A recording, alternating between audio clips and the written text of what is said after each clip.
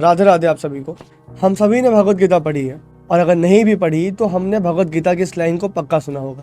कुरुक्षेत्र में श्री कृष्ण अर्जुन को समझाते हैं और कहते हैं कि इस पृथ्वी पर जिसका जन्म हुआ है उसकी मृत्यु भी होती है और जिसकी मृत्यु होती है वो दोबारा भी जन्म लेता है।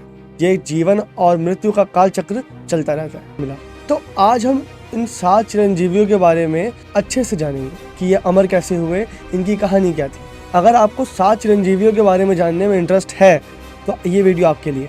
ऐसी ही वीडियो और देखने के लिए हमारे चैनल को सब्सक्राइब करिए और इस बेल आइकन को दबा दीजिए। चलिए फिर अब स्टार्ट करते हैं।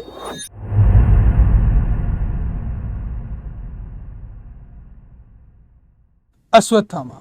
हमने अश्वत्थामा की कहानी सुनी है। ये अश्वत्थामा कैसे इमॉर्टल हुए? अश्वत्थामा गुरु द्रोणाचार्य के पुत्र और इनका जन्म बहुत ही रहस्यमय है।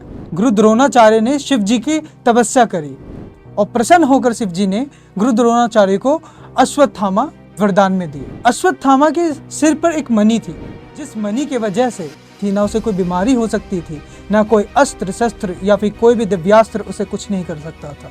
वह अमर थे, वो जन्म से बहुत इंटेलिजेंट थे, पर जैसे गलत संगति से आदमी का विनाश होना स्टार्ट होता है, उसी तरह अश्वत्थामा कौरव के साथ रहने लगे, जिनके वजह से उनकी बुद्धि नष्ट होने लगी, उनका विवेक नष्ट होने लगा और वह गलत कार्य करने लगे। महाभारत में अपने इमोशंस पे कंट्रोल ना करके, अपने क्रोध, अपने अज्ञान के वजह से वह पांडवों के शिविर में जाके आधी रात को पांडवों को मारने के मंशा से उन्होंने उनके पुत्र, 5 पुत्र को मार दिया। यह देखने के बाद जब उन्हें पता लगा कि उन्होंने पांडवों को नहीं मारा और पांडवों के पुत्रों को मार दिया है, उन्होंने उत्तरा के गर्भ पे ब्रह्मास्त्र चला दिया। यह देखकर कृष्ण जी इतने क्रोधित हुए कि कृष्ण जी ने अश्वत्थामा के सिर से उसका मणि लेकर और उन्हें श्राप दिए कि जिस मणि के वजह से तुम अमर थे, वही मणि मैं तुमसे ले रहा हूँ और तुम्हें अमरता का श्राप दे रहा हूँ। उनके शरीर से खून बहेगा, पीप बहेगा, उनको कई रोग होंगे और वो पूरे कलयुग के अंत तक यहाँ भटकते रहेंगे। एक कहानी जो मध्य प्रदेश से आई है, वहाँ पे एक हॉस्पिटल में एक पेशेंट आता है और डॉक्टर को बोलता है कि मेरे इस जख्म को भर दो। डॉक्टर कई कोशिश करते हैं, कई इलाज करते हैं, लेकिन वह जख्म भरता ही नहीं है। डॉक्टर उसके सिर पे देखते हैं कि उसका जख्म नहीं भर रहा है, तो उन्होंने मजाक मजाक में बोल दिया कि क्या तुम अश्वत्थामा ही तो नहीं हो? यह बोलते ही डॉक्टर ने वापस ऊपर देखा तो वो वहां से वह पेशेंट गायब था। तो यह थी अश्वत्थामा के इमॉर्टल होने की कहानी।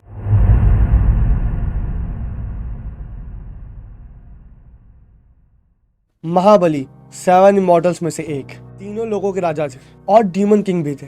जब इंद्र भगवान महाबली को पहली बार देखते हैं तो उनके मन में एक नेगेटिव एनर्जी फील होती है और इस नेगेटिव एनर्जी के बेस पर इंद्र भगवान विष्णु जी के पास चले जाते हैं और उन्हें कहते हैं कि आप महाबली को सबड्यू कर लीजिए। विष्णु जी वामन अवतार लेते हैं और महाबली के पास एक ब्राह्मण बन के जाते हैं। जब विष्णु जी ब्राह्मण के रूप में महाबली के पास जाते हैं तो उनसे 3 पग जमीन मांग लेते हैं। अब ये सुनकर महाबली जो बहुत दयावान राजा हैं, उन्होंने उनको हाँ कर दी और 3 पग जमीन देने के लिए बोल दिया।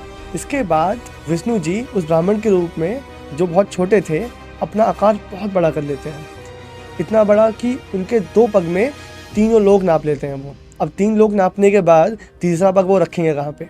ये देखकर महाबली जो बहुत दयावान राजा हैं, उन्होंने अपना सर आगे कर दिया और ये भावना, ये प्रेम और ये समर्पण देखकर विष्णु जी ने प्रसन्न होकर महाबली को अमर होने का वरदान दे दिया।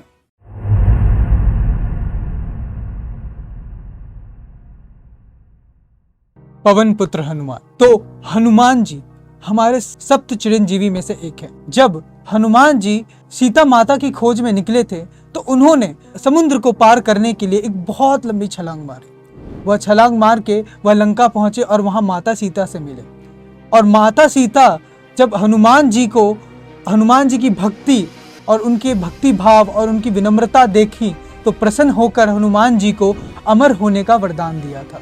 ऐसी ही एक और कहानी है जो मानी जाती है कि जब हनुमान जी श्री राम जी की सभा में थे तो सब लोगों ने हनुमान जी से पूछा कि वह श्री राम से कितना प्रेम करते हैं, वह आप कैसे बता सकते हो?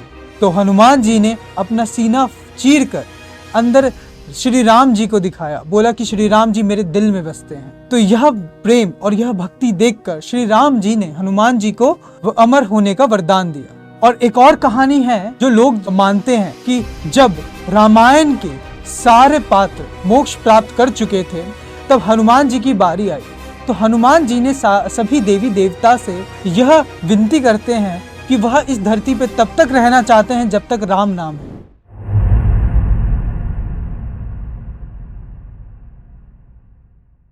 कृपाचार्य, जी हाँ, 7 इमॉर्टल में से एक कृपाचार्य हैं, जिनका जन्म ह्यूमन वर्म से नहीं हुआ था। उनका जन्म हुआ था उनके पिता के सेमन के जमीन पे गिरने से। क्या आप जानते हैं कि ये कोई स्पेशल चीज नहीं है, क्योंकि ह्यूमन वर्म से जन्म ना लेने वाले को ये पहले एक महारथी नहीं थे महाभारत के। इनके तरह कर्ण ने भी ह्यूमन वर्म से जन्म नहीं लिया था। कृपाचार्य की खासियत थी उनका एटीट्यूड, वो पार्शियलिटी को प्रमोट नहीं करते थे। जब उन्हें नीड थी तो उस समय कौरवों ने उनकी बेसिक नेसेसिटीज जैसे कि खाना और रहने का ध्यान रखा, और ये ध्यान देते हुए, ये देखते हुए कृपाचार्य ने कुरुक्षेत्र में कौरवों की तरफ से लड़ाई करी। कृपाचार्य के इस एटीट्यूड को, जिसमें वो पार्शियलिटी को प्रमोट नहीं करते, ये देखते हुए श्री कृष्ण ने उन्हें अमर होने का वरदान दिया।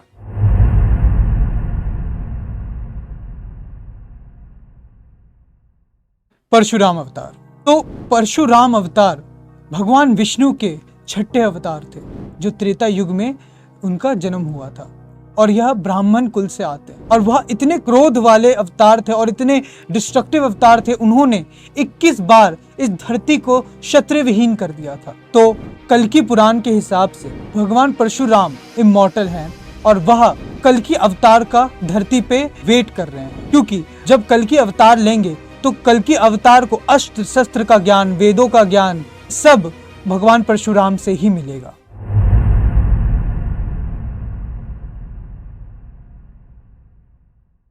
वेद व्यास। वेद व्यास 7 इमॉर्टल्स में से एक सत्यवती और पराशर के पुत्र थे। वेद व्यास एक संस्कृत वर्ड है जिसका इंग्लिश में मतलब होता है the one who classified the Vedas. Ved Vyas Mahabharata के ऑथर भी हैं। क्या आप जानते हैं कि हमारे इस धरती पर 28 वेद व्यास रहे हैं, उनमें से ये वेद व्यास 24वें हैं। और वेद व्यास को विष्णु जी का अवतार भी माना जाता है। Ved Vyas represents the wisdom, intelligence and vision.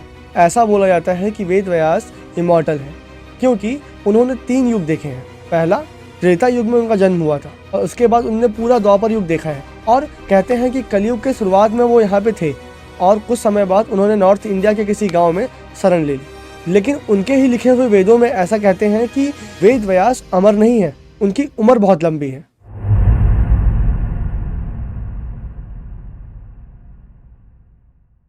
हम सब रामायण के 2 भाइयों के बारे में जानते हैं, राम लक्ष्मण।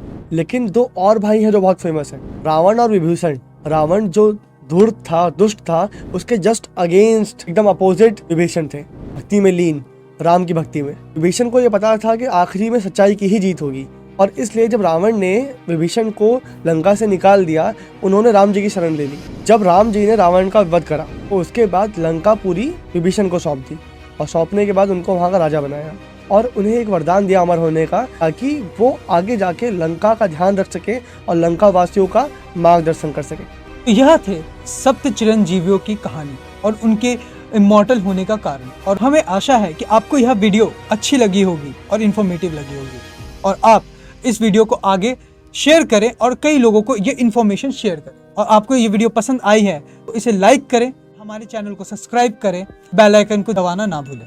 राधे राधे।